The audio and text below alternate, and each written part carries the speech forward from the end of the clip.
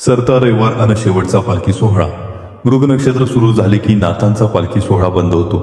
यावेळी रविवार 8 जून रोजी मृग नक्षत्र सुरू होणार असून या दिवशी अखेरचा पालखी सोहळा म्हणजेच सरता रविवार होईल। सरता रविवार या दिवसाला पारंपरिक महत्त्व आहे। खास करून महाराष्ट्र कर्नाटक राज्यातून सुमारे 1.5 ते 2 लाख भाविक येतात। या दिवशी ज्योतिबा ग्रामस्थ पुजारी भाविक नवीन वस्त्रे परिधान करून मंदिरातील सर्व देवतांना साखरपेढे अर्पण करतात। या दिवशी नवस फेडण्यासाठी आलेले भाविक श्रींच्या पालखीवर गुलाल खोबऱ्याचे उधळण करतात। ज्योतिबावरील प्रत्येक घरात पुरणपोळी आमरस करून श्रींना नैवेद्य दाखवण्यात येतो। या दिवसानंतर पावसाळ्यात पालखी सोहळा 4 महिने बंद असतो। त्यानंतर खंडेनवमी सुरू होतो। सरत्या रविवारी सायंकाळी विविध फुलांनी पालखी सजवली जाते। रात्री 8 वाजता सूचनेची महाघंटा वाजवून चांगभलच्या जयघोषात पालखी बाहेर निघते। गुलाल खोबऱ्याची उधळण होते।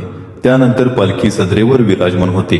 दौरी गीते झाल्यानंतर सर्व मानकरी देवसेवकांचा पानविडा देऊन सन्मान होतो। तोफेची सलामी दिल्यानंतर श्रीनाथ पालखीतून गावाबाहेर प्रवेश करतात।